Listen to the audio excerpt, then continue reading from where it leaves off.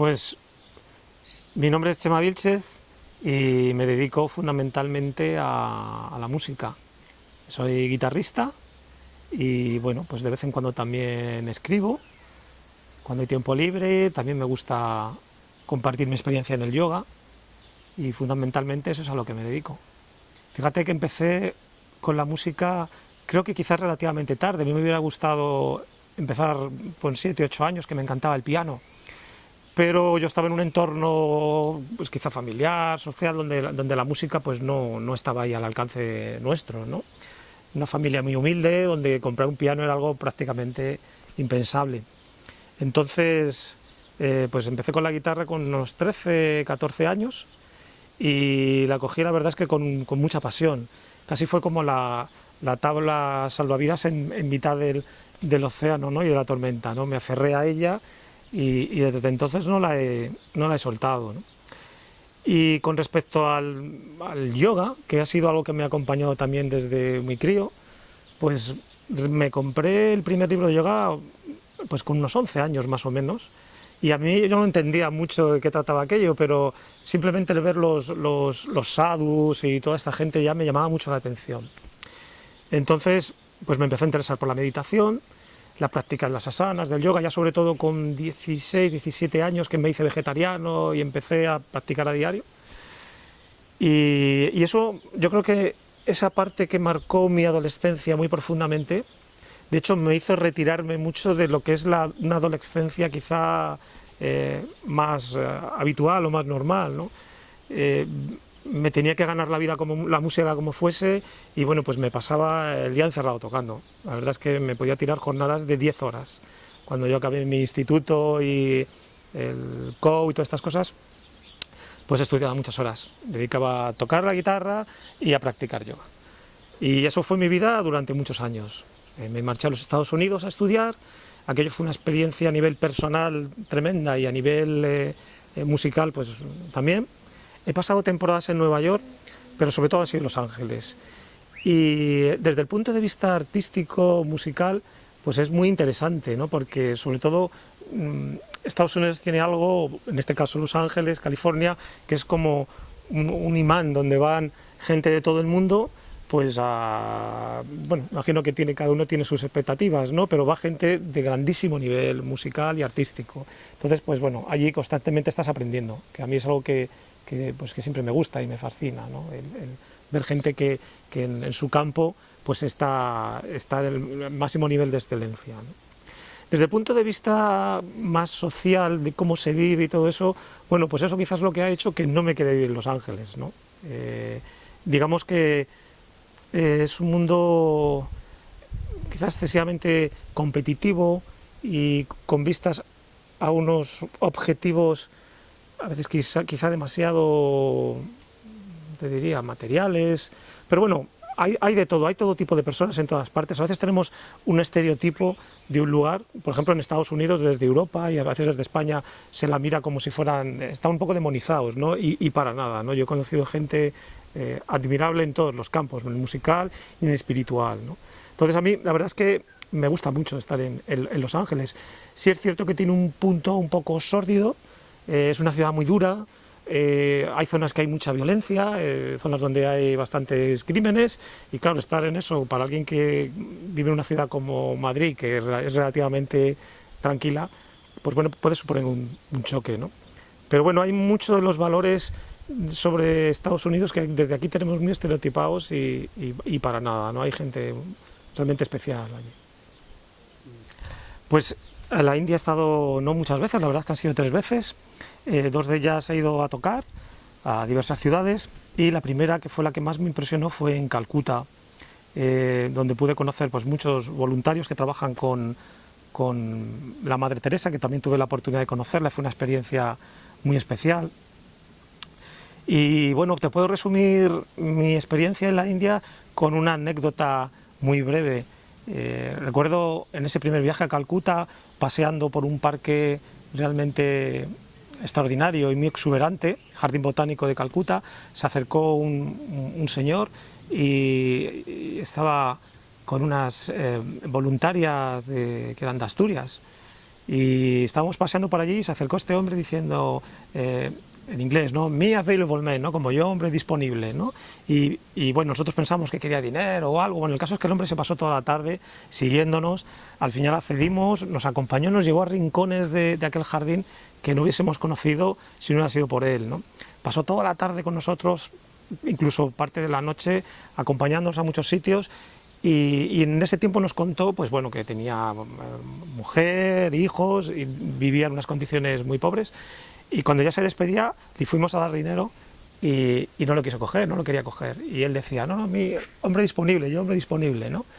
Y bueno, pues esa anécdota, al final yo creo que le dimos todo lo que llevábamos encima, pero al final la anécdota es un poco, para mí resume cómo es la India, ¿no? Es decir, hay algo de esa inocencia, ese deseo de ayudar, y algo especial que quizá hemos ido perdiendo en Occidente, ¿no? Y bueno, pues para mí refleja un poco la India, al menos la India que yo he conocido, ¿no? Generalizar ya sabemos que no es algo real, y hay de todo. Hay gente que ha ido a la India buscando la espiritualidad y ha venido encantada, hay gente que ha venido muy decepcionada, yo conozco de todo, pero bueno, la verdad es que es un país que es casi más que un país, es un universo de religiones, de culturas, de arte, de música, que merece la pena conocer, pero también es duro. Hay mucha pobreza y bueno, no me quiero ni imaginar lo que debe ser nacer en algunos sitios que hemos visto, ¿no? Que realmente, si te toca aquello, pues debe de ser durísimo. La Madre Teresa, cuando yo la vi y nos acercamos a saludarla, que fue un ratito nada más, un día, pues bueno, fue una experiencia. Es difícil de contar porque aquello hay que vivirlo, ¿no? Tenemos también una idea de la Iglesia o de la religión o de las órdenes religiosas también muy estereotipadas. Mi experiencia, incluso te puedo decir que hace poco he leído gente que critica mucho a la Madre Teresa y lo que hizo y tal. Mi experiencia en primera persona fue ver un grupo de gente con una entrega absoluta a los demás, pero hasta un extremo inimaginable, ¿no? Gente que se levanta a las 5 de la mañana o incluso antes y se pone a trabajar a un nivel de eficacia, de excelencia, de entrega, de pasión como uno no está acostumbrado. Y eso es un día y otro, rodeado además de un calor, de una humedad, de todo aquello que cualquiera nos desmoronaríamos, ¿no? Y ahí están dando todo, ¿no? Las condiciones son muy complejas. Por ejemplo, esta gente con la que yo estuve compartiendo unos días se dedica a ayudar a moribundos. Llegamos a ver personas en circunstancias que es que no te lo puedes creer, leprosos, gente que le faltaba prácticamente la cara y no comprendías cómo podía estar vivo, y ahí estaban las monjitas ayudando, ¿no? Entonces, pues mi experiencia personal es que, bueno, me quito el sombrero, ¿no? Cuando a veces hablamos de la consciencia, el crecimiento personal y en fin todo esto, y nos remitimos muchas veces a libros, a enseñanzas, a teorías, pues me parece que ahí es donde está, ¿no? Donde se demuestra, ¿no? En la acción. Y yo lo que vi ahí con las hermanas de la caridad fue tremendo, impresionante y bueno, te pone en tu sitio, ¿no? Te humilda bastante. Pues mira, escribir no tengo muy claro de dónde puede venir, ¿no? Esa necesidad de contar cosas. Quizás pasa también un poco como con la música, es decir, las historias pues un poco parece que te toman, te vienen. Hace un año publicamos un libro de relatos y bueno, pues la verdad es que fueron viniendo ellos solos, ¿no? De alguna forma, lo mismo está sacando a pasear a los perros o antes de dormir o en la circunstancia que menos uno se imagina y ¡pum!, aparece una historia, ¿no? Y por ejemplo, con esto hay una anécdota curiosa, ¿no? Como a veces nos salimos de la coordenada espacio-temporal, ¿no? Mira, una de las historias de este cuento, que se llama Cuatro palabras, que es una historia que tiene un desarrollo en el tiempo, pues aproximadamente pueden ser días, ¿no? Todo lo que va sucediendo, no toda la cronología de los hechos. Pues ese día ya se iba a correr, había estado haciendo yoga, voy a la bañera a ducharme y desde que levanto el pie para entrar en la ducha hasta que lo pongo en el suelo, en ese momento, que debieron de ser un segundo nomás, apareció todo el desarrollo de la historia. O sea, su comienzo, su desenlace, su final, todo. Y la verdad es que me quedé tan sorprendido que luego cuando bajé abajo le dije a Carmen, no te puedes creer lo que me ha pasado, ¿no? Acabo de vivir toda una historia en un fragmento que sería 1 o 2 segundos nada más, ha aparecido todo ahí. Entonces mi relación con el hecho de escribir o con, no sé si me atrevería a llamarlo literatura, ¿no? Porque yo soy un escritor aficionado, pero parte más de ahí, ¿no? No tanto de influencia de los escritores que me puedan gustar, o de nutrirme literariamente de influencias, sino que me dejo un poco llevar. Y casi te diría incluso que mi forma de escribir es más musical que literaria, ¿no? Pero bueno, también tiene, digamos, también tiene su parte intención, ¿no? De intencionalidad, de buscar algo pues que te ligue con el momento presente, con las cosas que día a día suceden en el mundo, ¿no? Y lo que siempre te inspira, pues imagínate, a mí me gusta mucho leer la prensa y todos los días me leo 3 o 4 periódicos y claro, pues todos esos acontecimientos de la economía, de la política, de las guerras, de las batallas cotidianas, individuales o colectivas, pues te van en cierta forma, no sé si inspirando o removiendo por dentro y de alguna manera luego lo filtras y sale por ahí, ¿no? Este libro lleva como título, sí, ¿por qué el destino puso este libro en tus manos?, ¿no? Es una manera de cierta forma, de provocar al lector, pero también es una pregunta que te haces tú mismo, claro, ¿no? Y yo, un año antes de haber publicado el libro, o 1 año y medio antes, yo no tenía ni idea de que iba a escribirlo, ¿no? Y de repente aparecieron esas historias, ¿no? Y sí, hay mucho de nuestra vida que nosotros no controlamos. Tenemos todo ese trasfondo inconsciente del que apenas en la vida a veces asomamos la nariz, ¿no? Aunque en realidad sería desde donde deberíamos vivirnos, ¿no? Y todo eso pues va huyendo y sí, esta frase que comentas de que a veces cuando uno está preparado aparece el maestro o aparece la idea, pues es así, ¿no? En el caso del maestro, tiendo a pensar que el maestro siempre está en uno mismo en cualquier caso, ¿no? Y es nuestro nivel de apertura lo que nos permite ir aprendiendo, ¿no? Porque la enseñanza está en cualquier cosa. La verdad es que en cualquier parte, a veces hablas con la persona que te pueda parecer incluso, no sé, una situación circunstancial, alguien que no conoces, o a veces un amigo, y puede haber una frase que transforme tu vida, o un hecho. Pero tienes que estar en ese estado de apertura, que realmente es lo difícil, ¿no? Vivimos demasiado, tengo la impresión, ¿no?, de que vivimos demasiado impermeables, ¿no?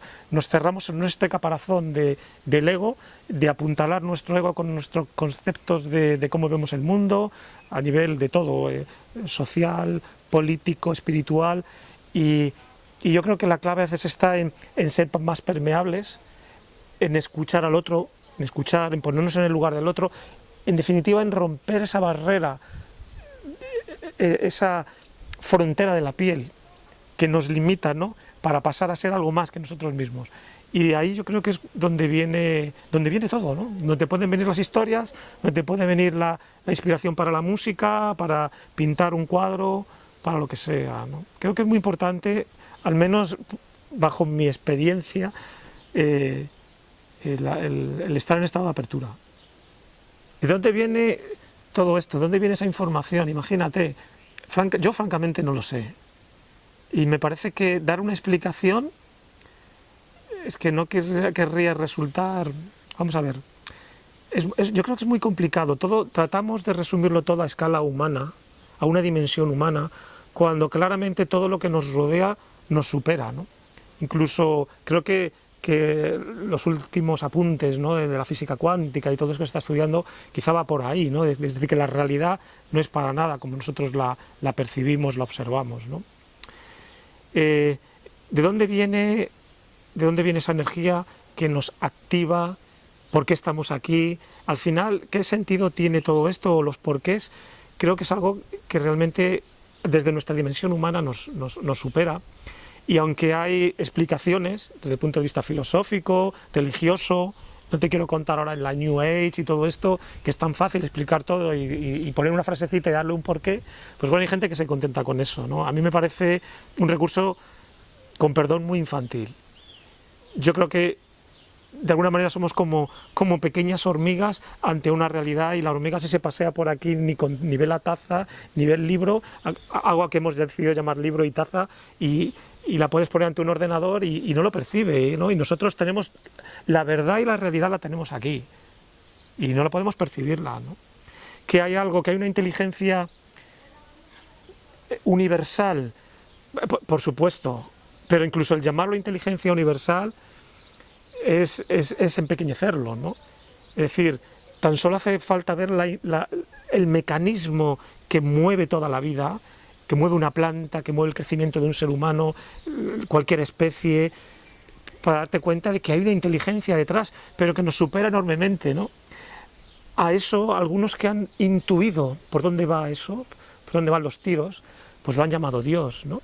La experiencia de la meditación, de vivirte desde más allá de tu consciencia egoica y personal, de parar esos pensamientos cotidianos para vivirte desde más allá, de alguna manera te permite conectar un poquito, asomar la nariz a esa otra realidad o realidades, ¿no?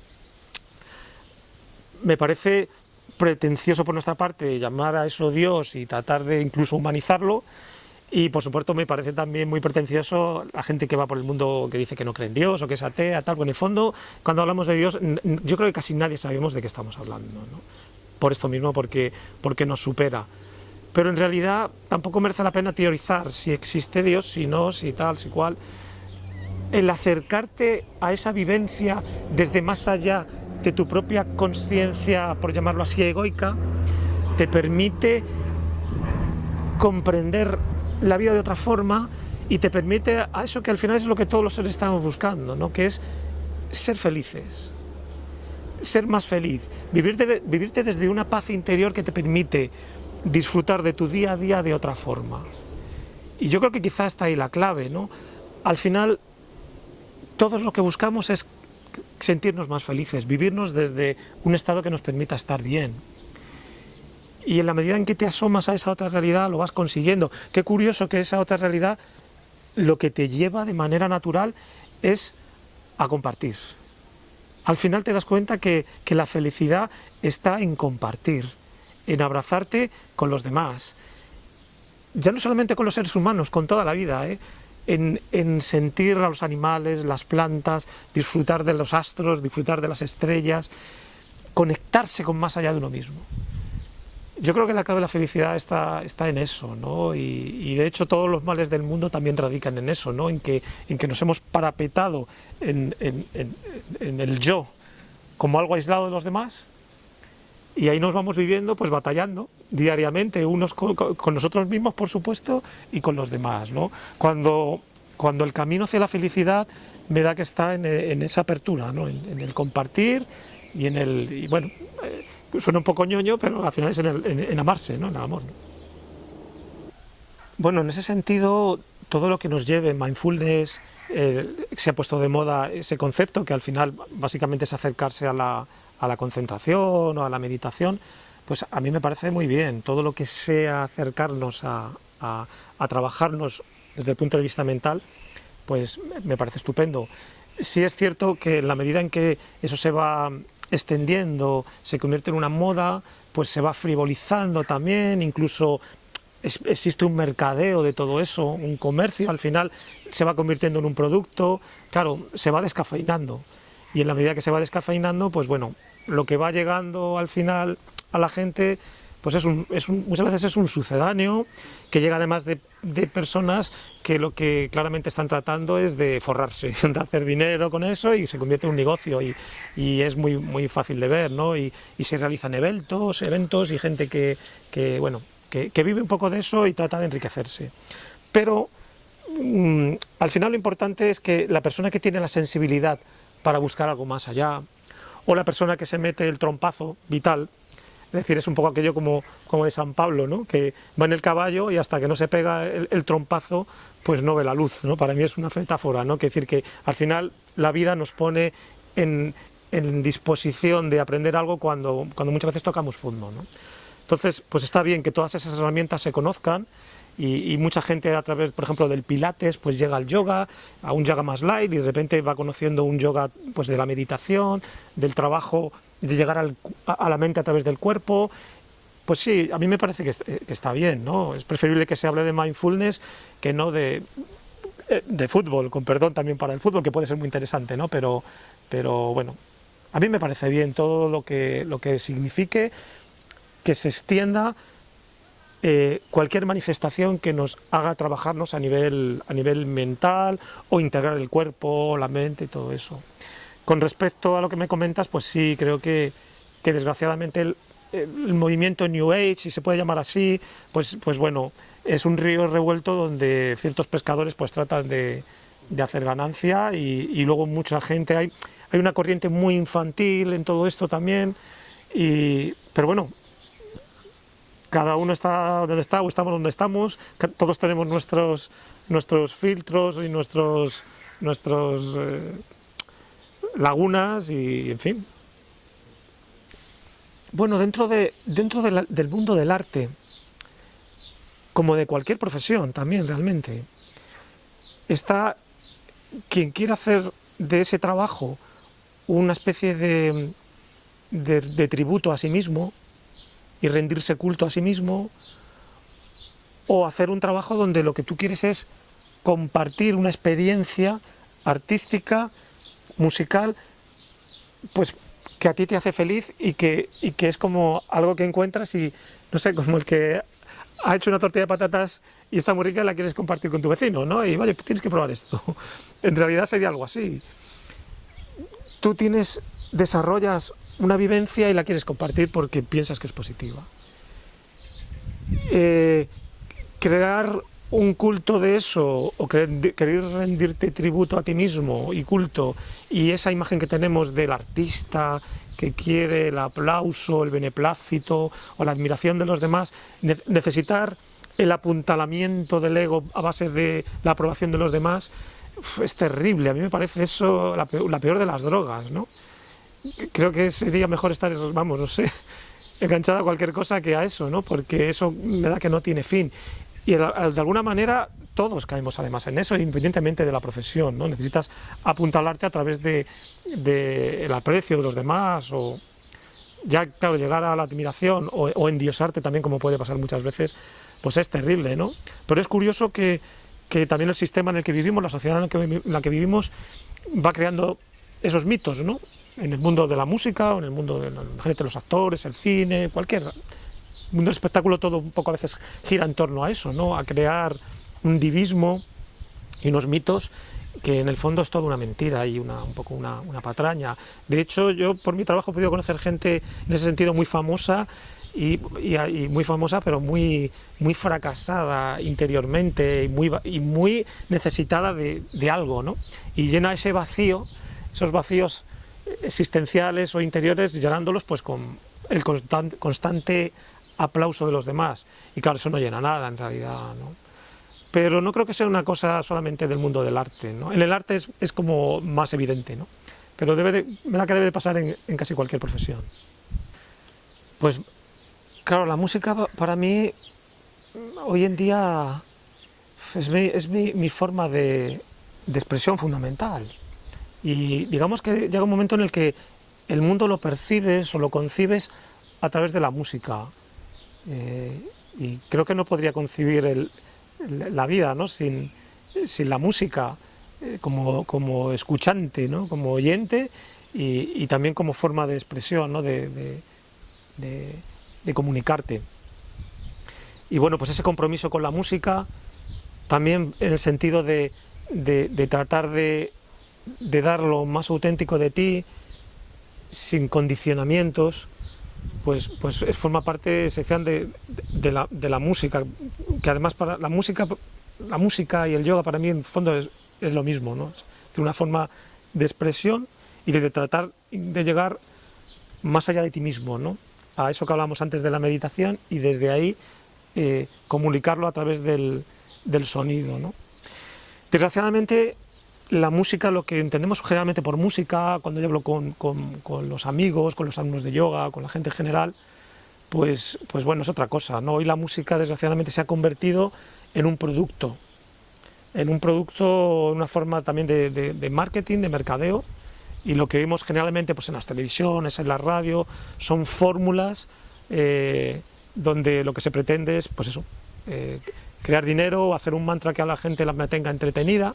Eso digamos que tiene que ver un poco con lo que podría llamarse la cultura del entretenimiento, que bajo mi punto de vista no es cultura, realmente es entretenimiento como forma de alienación, de mantenernos entretenidos mientras la vida va pasando, mientras llevamos una vida muy ajenos a aquello que nos puede hacer feliz, a lo que hablábamos anteriormente, de compartir, de vivir la vida con plenitud y con esa consciencia. Y claro, pues todo lo que nos rodea nos lleva a lo contrario, ¿no? A vivir un poco anestesiados emocionalmente o espiritualmente, adormecidos, y para eso pues hace falta un cine, una literatura, una pintura y una música que te mantenga ahí, ¿no? Entonces, desgraciadamente, lo que hoy conocemos como música, pues yo creo que realmente tiene más de otra cosa, que no sabría ni qué nombre ponerle. Pues el yoga, realmente el yoga es una experiencia, y como toda experiencia, pues es difícil hablar de ella en profundidad, en el sentido de que uno puede dar una serie de conceptos teóricos y más o menos quedar bien, pero la experiencia del yoga creo que es ponerte en el camino de transformarte de verdad, ¿no? De transformarte interiormente, y eso supone atravesar un desierto o querer subir una cumbre compleja, ¿no? Entonces, ¿qué tiene de alucinante, de fascinante el yoga? Fíjate que es muy curioso. Si nosotros queremos trabajarnos desde el punto de vista mental, a través de la propia mente es muy difícil, porque nuestra propia mente, nuestro propio ego, nuestros propios hábitos que van creando una realidad van engañándonos. Hay como una especie de boicoteador interno que nos va poniendo trabas. Entonces trabajar la mente desde el puramente plano mental es muy complejo. Pero el yoga tiene algo increíble, que es trabajarnos a través del cuerpo, es decir, llegar a la mente a través del cuerpo. Un simple ejercicio respiratorio transforma tu manera de sentirte, tu manera de estar. Puedes estar un día tremendamente angustiado, ansioso, preocupado, te haces un ejercicio de 10 o 15 minutos de pranayama y ya te ha dejado en otro estado de mente. Algo que a través de un ansiolítico o de un fármaco ni siquiera puedes conseguir, porque el yoga te lleva a un estado de atención serena. Entonces, a través de un ejercicio respiratorio, a través de una sesión de asanas bien trabajada, o a través de un ejercicio de relajación, llevas a todos tus sistemas, sistema endocrino, sistema nervioso, sistemas óseo, muscular, digestivo, lo llevas a otro estado, y entonces haces de tu cuerpo un aliado. Y claro, eso es de una ayuda inestimable, porque en realidad lo que yo creo que nos sucede a todos es que de alguna manera somos adictos a nuestros estados de ánimo. Y desde una adicción a la preocupación, o una adicción a la ansiedad, o una adicción al mal humor, a la ira, o sobre todo al miedo, pues claro, es muy difícil caer una y otra vez en la trampa de que crees que estás haciendo algo, pero al final siempre estás en el mismo sitio, ¿no? Por eso para mí no es nada recomendable, por ejemplo, pasarse la vida leyendo libros de autoayuda, de tal. Está bien leer un solo libro o dos y empezar a hacer la práctica. Es muy importante trabajarse, y trabajar a través del cuerpo te ayuda a llegar de una manera más efectiva a la mente. Entonces, yo creo que el yoga, sobre todo, por eso, tío, es una experiencia, ¿no? Hay que trabajarse, hay que trabajar la mente, hay que trabajar el cuerpo, hay que trabajar la respiración, hay que meditar, hay que hacerlo a diario, y eso poco a poco te va llevando a ir viviéndote emocionalmente desde otro plano. Observar el mundo con mayor apertura, pues bueno, al final para mí eso es el yoga, ¿no? Y hay otros sucedáneos de yoga que, evidentemente, hay gente que cree que lo está haciendo, ¿no? Desde meterse en una habitación a 40 y pico grados, que puede estar muy bien porque a lo mejor te sirve para ciertas cosas, o puede ser muy contraproducente para otras. En fin, hay muchos tipos de yoga, muchas modalidades, muchos apellidos del yoga, y a mí, pues eso, francamente, a mí personalmente no me sirve. No me gusta demasiado. A mí me gusta hacer un yoga clásico y constantemente saber que estás haciendo un trabajo desde el cuerpo hacia la mente y desde la mente hacia el cuerpo, y que tienes que gestionar ambos, que se tienen que ir apoyando e integrando.